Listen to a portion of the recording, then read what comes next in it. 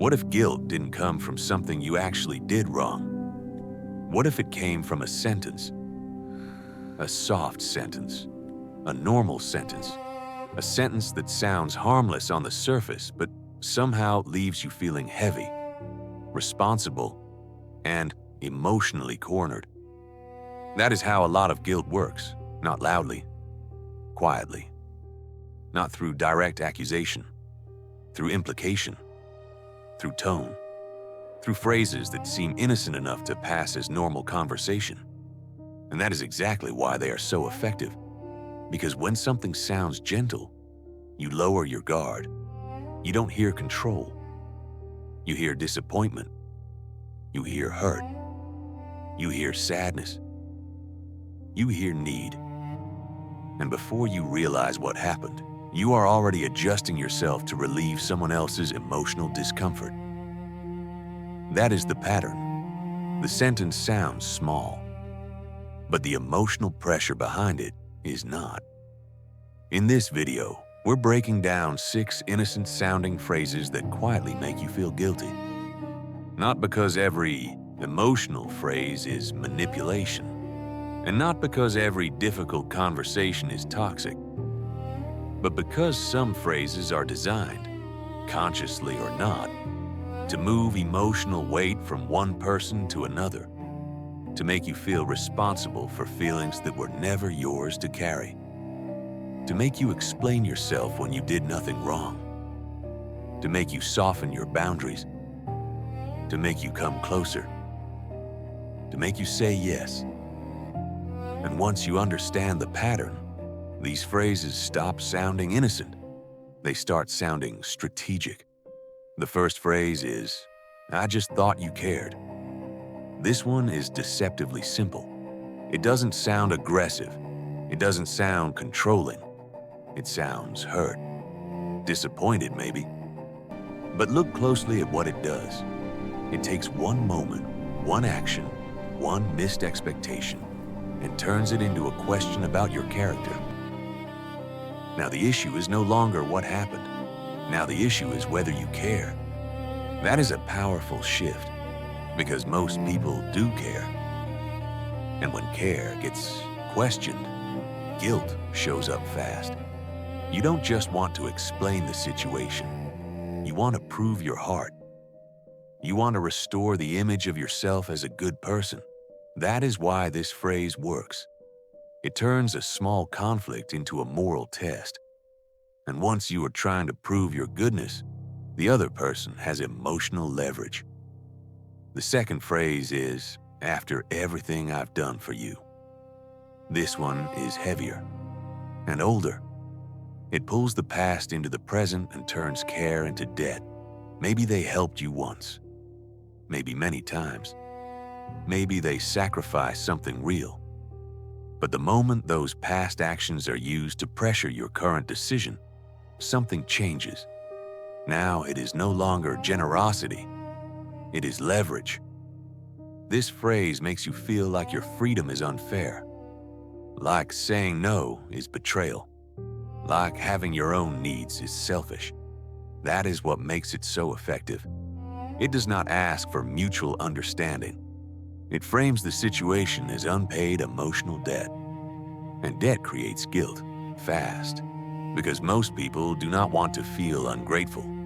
So they give in, not because they agree, but because they feel morally cornered.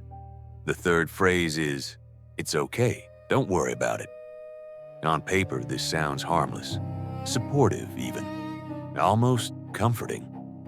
But in the wrong context, it becomes one of the most effective guilt phrases there is, especially when the tone underneath clearly says the opposite. Because this phrase does something subtle. It closes the conversation on the surface while keeping the emotional pressure alive underneath. Now, nothing is technically wrong, and yet everything feels wrong. You are left holding tension with no real way to resolve it. No honest discussion. No clear problem, just atmosphere. And that atmosphere pushes you to do the work, to ask again, to reassure, to chase clarity, to repair something that was never named directly. That is why it feels so heavy. The words say release. The emotional effect says guilt.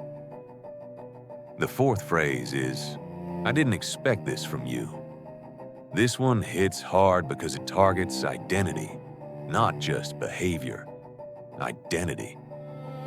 It doesn't merely say that you made a choice they disliked. It suggests that your choice reveals something disappointing about who you are. That changes everything. Because now the pressure is deeper. You are not just defending one action. You are defending your character, your image, your place in their eyes. That is why this phrase can feel so painful. It wraps judgment in sadness.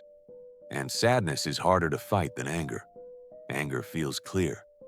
Sadness feels personal. So instead of staying grounded in your reason, you start trying to undo their disappointment. You start reaching for emotional repair. And once again, the guilt does the work. The fifth phrase is, I guess I'll just do it myself. This one sounds practical, maybe even resigned. But very often it is not about practicality at all. It is about pressure. The message underneath is simple. You should feel bad for not stepping in. You should feel bad for not reading the needs sooner. You should feel bad for not rescuing the situation before I had to say anything. That is a powerful form of guilt because it creates urgency without asking directly. Nobody told you what they needed clearly. Nobody made a request in a healthy way. Instead, they performed disappointment. And now you are expected to respond not to communication, but to emotional tension. That is what makes this phrase so effective. It turns silence into accusation. The sixth phrase is, never mind. This phrase is small, but it carries a lot because it sounds like withdrawal, but often functions like bait. It pretends to let go, but emotionally it pulls you in. You don't hear closure. You hear tension. What happened? Are they upset? Did I miss something? Should I ask? Should I fix it? And just like that, your energy shifts. You are now carrying a discomfort that was handed to you in 2 words. That is why this phrase appears so often in guilt-based communication. Because it says less while making you do more. Less clarity, more emotional labor, less honesty, more pressure. That pattern matters. Now, here is what all 6 phrases have in common. They do not sound extreme. They sound normal. That is what gives them power. They can hide inside everyday conversation, inside relationships, inside family dynamics, inside work, inside friendship. And because they do not sound openly aggressive, people often dismiss their impact. They say, maybe I'm reading too much into it. Maybe, but maybe not. Because one of the clearest signs of guilt language is not how dramatic it sounds. It is what it makes you do inside yourself. Do you suddenly feel responsible? Do you feel a rush to fix things? Do you feel like you have to prove you care? Prove you're good? Prove you're not selfish? Prove you're not cold? That reaction matters. Because guilt-based phrases often work by shifting the emotional burden onto the more empathetic person, the more reflective person, the more conscientious person. In other words, the person most likely to take the weight and carry it. So, how do you protect yourself? First, stop listening only for softness. A soft tone does not guarantee a healthy message. A disappointed tone does not automatically mean you did something wrong. And a sad phrase does not automatically mean the guilt belongs to you. Second, ask yourself one question. What is this phrase trying to make me feel responsible for? That question reveals a lot. Because the wording may sound innocent, but the emotional demand underneath often tells the truth. Third, separate sadness from pressure. Someone can be disappointed without using guilt. Someone can be hurt without turning it into control. And that distinction matters because healthy emotion communicates. Unhealthy guilt recruits. Fourth, notice the pattern. One phrase might be a bad moment. A repeated pattern is different. If someone consistently makes you feel guilty for having needs, boundaries, delays, preferences, or independence, pay attention. Patterns expose function. And finally, stop rushing to relieve tension that was strategically placed on you. That is one of the hardest shifts, because kind people want peace. They want repair. They want things to feel okay again. But manipulative guilt depends on that instinct. It depends on your discomfort with discomfort. It depends on your willingness to take responsibility for the emotional weather in the room. And once you stop doing that automatically, something changes. The phrases lose some of their power, because guilt works best when it stays invisible, when it feels like your own idea, when it feels like your own duty.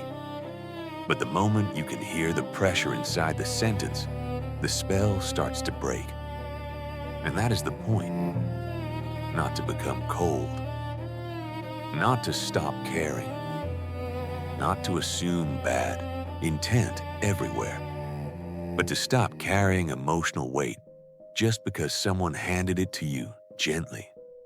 Because not every disappointed sentence is manipulation, but some are. And when you learn to hear the difference, you protect something important. Your clarity, your boundaries, your right to care without being controlled by guilt. If you recognize yourself in any of these phrases, or in the guilt they leave behind, subscribe to the channel and keep watching, because this is only the beginning. The more clearly you understand these patterns, the easier it becomes to protect your mind, your boundaries, and your peace. And if this video hit close to home, there's a good chance the next one will explain even more than you expected.